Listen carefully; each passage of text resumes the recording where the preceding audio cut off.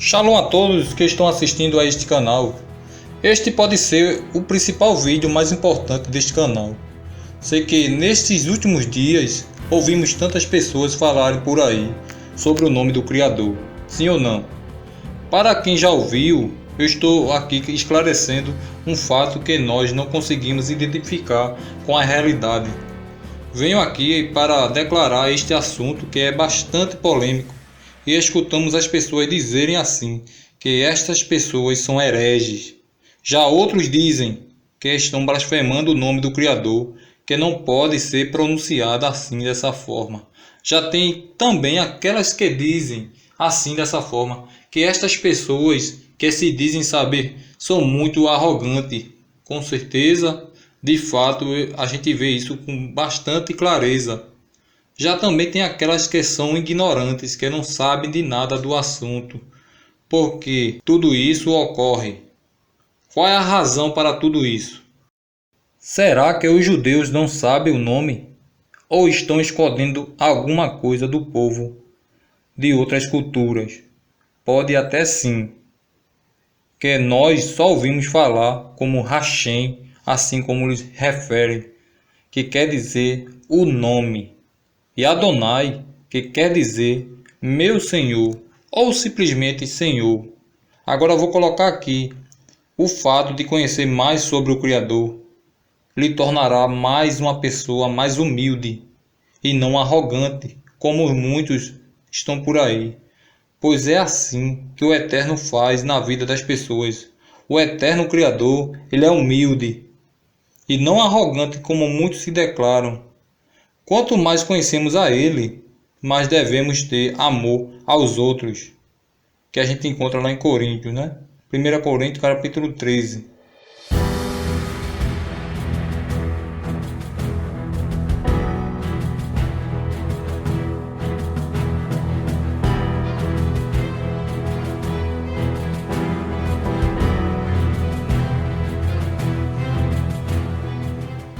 É assim que nós iremos ver aqueles que estão no Criador. Quem coloca empecilhos no propósito da salvação está fazendo tropeçar os pequeninos. E é assim que as Escrituras declaram aos que estão na sua presença. A pessoa tem que parecer com uma criança, inocente, não da forma que ela se comporta. É dessa forma que realmente o Criador, ele quer que a gente seja, que a gente busque a Ele com sinceridade, que Ele irá lhe corresponder, nos corresponde através dessa forma, quando nós somos sinceros diante dEle. Ninguém deve ser juiz de ninguém, pois já existe um, que é o próprio Criador. Não devemos desprezar a estes pequeninos. Vamos à leitura. Naquele momento, os discípulos chegaram a Jesus e perguntaram: quem é o maior no reino dos céus? Aí, o que aconteceu? Chamando uma criança, colocou no meio deles e disse: eu lhe asseguro que, a não ser que vocês se convertam e se tornem como crianças, jamais entrarão no reino dos céus. Portanto, quem se faz humilde como esta criança, este é maior no reino dos céus. Quem recebe uma dessas crianças, em meu nome, está me recebendo. Mas se alguém fizer tropeçar um destes pequeninos que crê em mim, melhor que lhe for amarrar uma pedra de moinho no pescoço e se afogar nas profundezas do mar. Ai do mundo, por causa das coisas que fazem tropeçar. É inevitável que tais coisas aconteçam, mas ai daquele por meio de quem elas acontecem. Agora percebam sobre tudo o que está sendo colocado aqui, de acordo com as Escrituras. Quando a gente vê, a gente fica surpreso com tudo que a gente vê aqui. Saibam que isto não foi de mim. Agora eu vou colocar aqui o que no vídeo anterior, de 2 minutos, para mostrar o que realmente aquilo significa através daqueles sons. Que mistério seria aquilo? Pois eu vou esclarecer um ponto que até mesmo eu estava entendendo de forma equivocada, que não há teologia que venha explicar isso, a não ser que muitos escondem de fato o nome do Criador que estão na teologia mesmo estudando. Eu tentei acreditar pela forma gramatical também, como é escrito no hebraico arcaico, que ao longo do tempo foi mudado segundo os especialistas em língua. E de acordo com a página da Wikipédia, o hebraico é uma língua semítica, pertencente à família das línguas afroasiáticos. Embora hoje em dia seja uma escrita foneticamente impronunciável. Entenderam o que quer dizer? Isto mesmo, o que está escrito aqui, impronunciável. Mas o que isto quer dizer? Que não temos como falar o nome do Criador? Não é isto que eu quis dizer. Vamos continuar. Devido à inexistência de vogais no alfabeto clássico, os judeus têm sempre chamado de Lashon HaKodesh, que é conhecido como a língua sagrada, já que muitos acreditam ter sido escolhido para transmitir a mensagem de Deus à humanidade por volta da destruição de Jerusalém pelos babilônios. O hebraico clássico foi substituído no uso diário pelo aramaico, tornando-se primeiramente uma língua franca regional, tanto usada na liturgia, que era feita nos cultos, e também usada comercialmente. O hebraico renasceu como língua falada durante o final do século XIX e no começo do século XX, como um hebraico moderno, adotando alguns elementos dos idiomas árabe, ladino, yiddish e outras línguas que acompanharam a diáspora como a língua falada pela maioria dos habitantes do Estado de Israel, do qual é a língua oficial primária. Esta é uma colocação feita para informar a mais no tocante à mudança de idioma que era tido como clássico e passou a ser moderno, mudando na forma de pronunciar. E se alguém supõe saber mais do que outra, com a sua percepção, estão todas erradas, que não temos como ver isso de forma que estudamos a língua hebraica, pois não podem entender desta forma colocando vogais como os maçoretas fizeram para que as pessoas que estão aprendendo o hebraico consigam pronunciar por causa dos sinais maçoréticos. Pela forma gramatical, isto é uma forma na qual a carne percebe as coisas, mas com a mente carnal. Não é assim que se faz para aprender o que o Criador tem deixado para que o seu nome seja pronunciado. Não temos como colocar as vogais de forma que aprendemos, da forma que estudamos na língua hebraica. Mas podemos sim identificar muita coisa em relação a tudo que o Eterno deixou para que nós possamos encontrar certos vestígios. E como podemos perceber tudo isso? Como perceber qual seria o som do nome do Eterno Criador? Vamos ver como é referido no princípio de todas as coisas. Vejam só a relação, se faz algum sentido no que eu estou aqui relatando, o que é necessário para que haja vida. Vamos ver quais foram os elementos necessários para que o primeiro homem fosse feito, para que o homem fosse formado do pó da terra.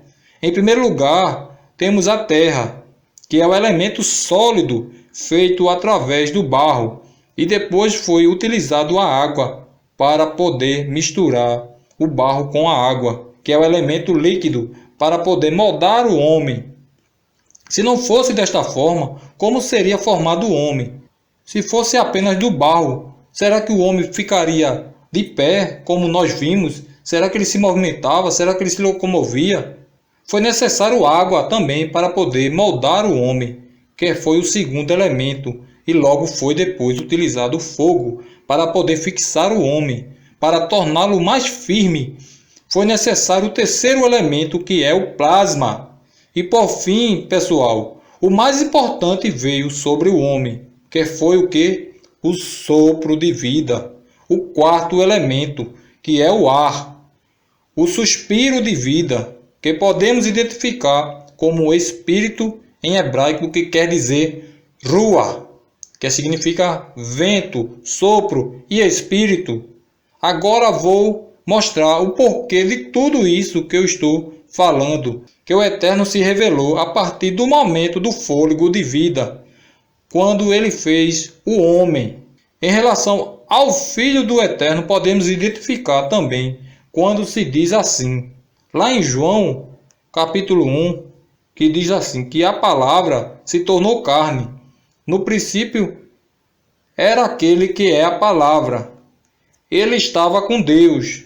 Ele estava com Deus desde o princípio, e todas as coisas foram feitas por intermédio dele. Sem ele, nada do que existe teria sido feito.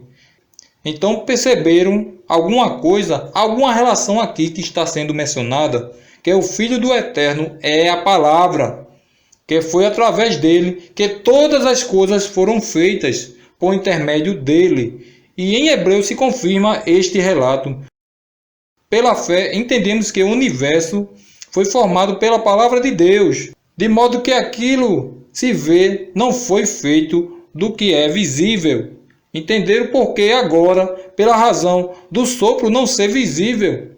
Assim foi formado pela palavra de Deus, que não é visível, não é audível, como conhecemos da forma pela qual conhecemos. Agora percebam uma coisa: se o Filho do Eterno é a palavra de Deus, se é a palavra do Criador, qual seria o som mais correto para a gente poder pronunciar?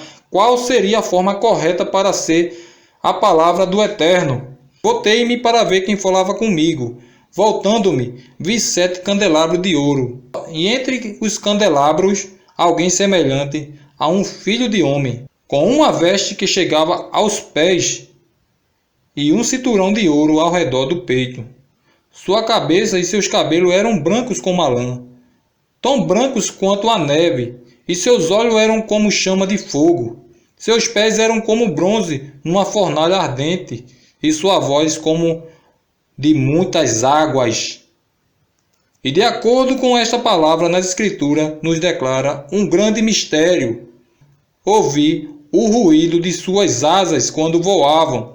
Parecia o ruído de muitas águas. Então vamos ver qual é o som da palavra do Eterno, simbolizado pela cachoeira. Este é o som, como as Escrituras mencionam.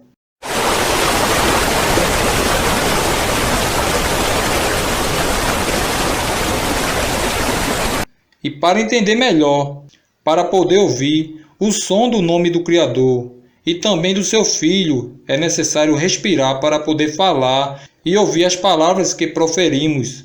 E foi assim que o Filho disse: eu revelei o teu nome, aqueles que do mundo me deste, eles eram teus, tu os deste a mim, e eles têm obedecido a tua palavra. E quem é a palavra, hein? Se não é o Filho. E este som é formado de forma audível, como eu tinha falado. É uma onomatopeia.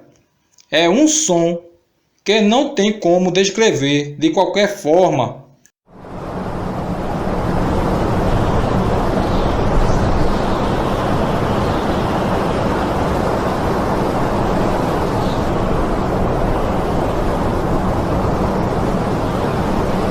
A escrita serve de exemplo, dando um sentido para nós de forma real, que o Criador fez para se declarar para nós de forma real.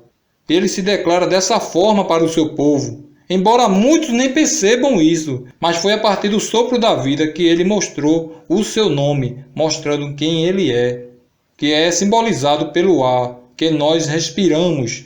Já o Filho é a água da vida, representado pelo som de muitas águas.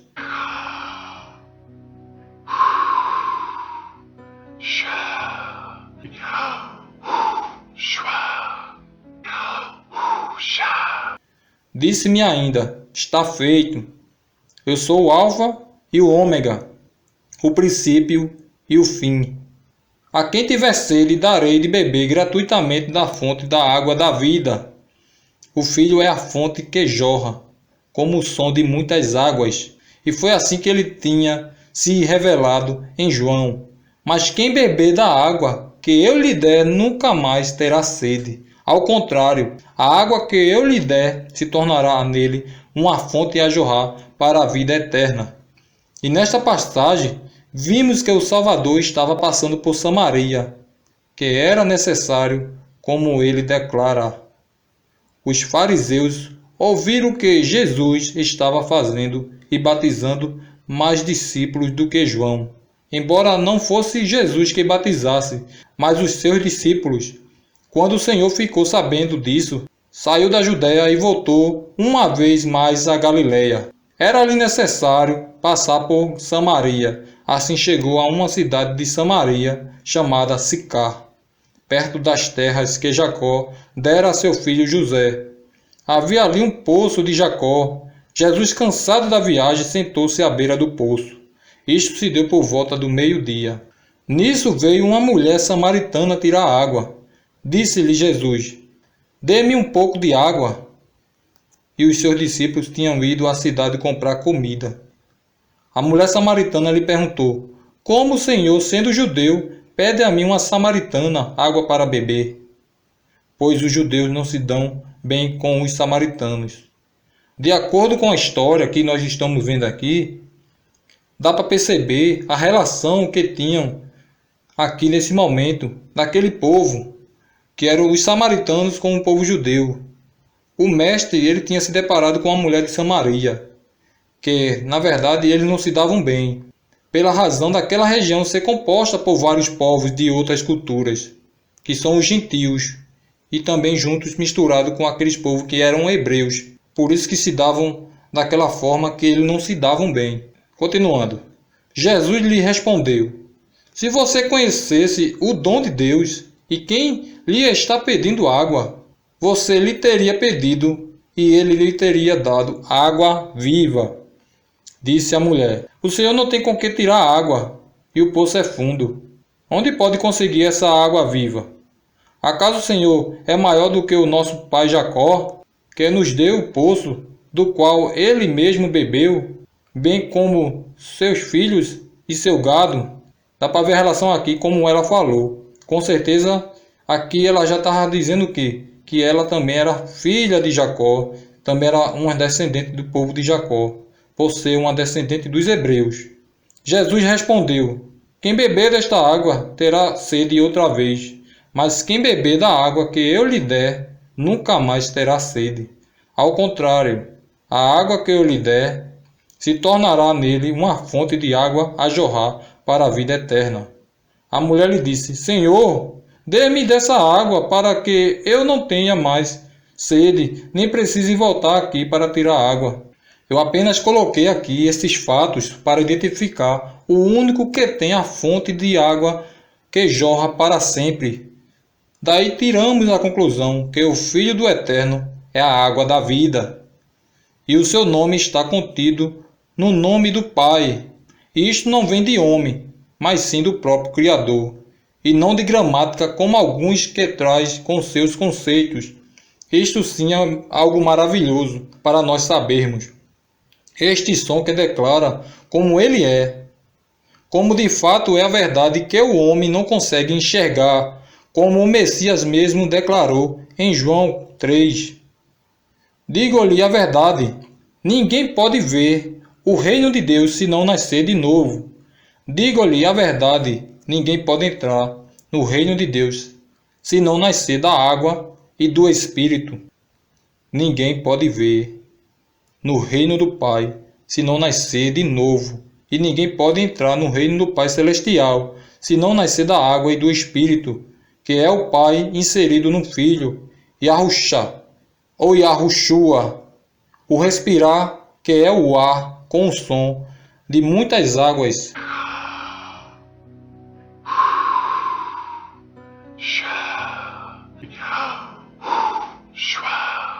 Mas infelizmente, muitos em seus conceitos querem provar o que eles entendem conforme o seu proceder, conforme o seu viver, através dos seus estudos. Mas só o Eterno é quem pode revelar tudo isso. Eu não sou dono da verdade, por isso procure no Pai através do Filho, que encontrarás a verdade de fato, o conceito completo da verdade, na qual ninguém pode declarar. Isto é muito profundo, pois a mente carnal jamais poderá entender tudo isso. E não vai ser alguém com estudos avançados em teologia que nos proporcionará a este entendimento. O Eterno tem se revelado pela própria natureza, revelando aquilo que o homem não é capaz de chegar a este conhecimento, pois ele é espírito, e para isto é necessário estar em espírito. Por isso eu nunca tinha entendido. O nome do Pai, na verdade, é uma onomatopeia, e muitos estão discutindo para chegar a um denominador comum, para chegar a um entendimento, que jamais chegará a uma verdade de fato.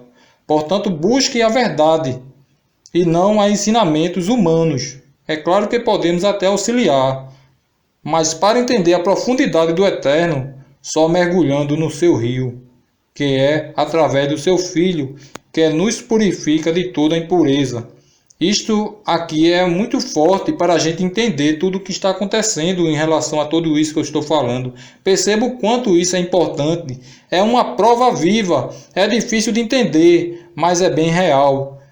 E é através deste entendimento que vimos o plano perfeito da salvação. A salvação passa por um procedimento de se encher primeiro. Tem que inspirar, e isto é através da busca. E logo após a salvação estar na sua vida, nós lançamos fora através do expirar, do assoprar, como uma forma de levar o próprio Evangelho. E através desse expirar, deste enviar a uma pureza, uma limpeza que é feita através da água. E com o lavar e regenerador do Espírito do Criador, há uma limpeza. Só Ele pode fazer tudo isso, que é a salvação. Que é isso que significa o nome do Salvador. Este é o processo do Criador. Primeiro ele é, depois ele vai através do seu Espírito, e depois ele salva. E assim devemos fazer através do processo da salvação, do ir e voltar, através do retorno para a fonte. Sempre tem que ser feito assim, dessa forma, como uma forma de reflexo do próprio Criador, pois é assim que devemos ser, parecer com o Criador. É assim que a palavra diz que somos, a imagem e semelhança dele, e devemos ser imitadores do Messias. E para quem chegou até aqui, eu vou declarar o que Paulo disse. Conheço um homem em Cristo que há 14 anos foi arrebatado ao terceiro céu. Se foi no corpo ou fora do corpo, não sei. Deus o sabe. E sei que este homem, se no corpo ou fora do corpo, não sei, mas Deus o sabe, foi arrebatado ao paraíso e ouviu coisas indizíveis, coisas que o homem não é permitido falar. São estas coisas que Paulo referia sobre palavras indizíveis, ou como se diz em outras versões, palavras inefáveis, que não tem como descrever a sua natureza, não da forma que descrevemos. Por isso, estou concluindo mais um vídeo. Espero que tenham entendido. Eu vou ficando por aqui, pessoal, e que o Eterno abençoe a todos. Em nome de Jesus Cristo, cujo seu nome em hebraico é Yahushua HaMashiach. Amém.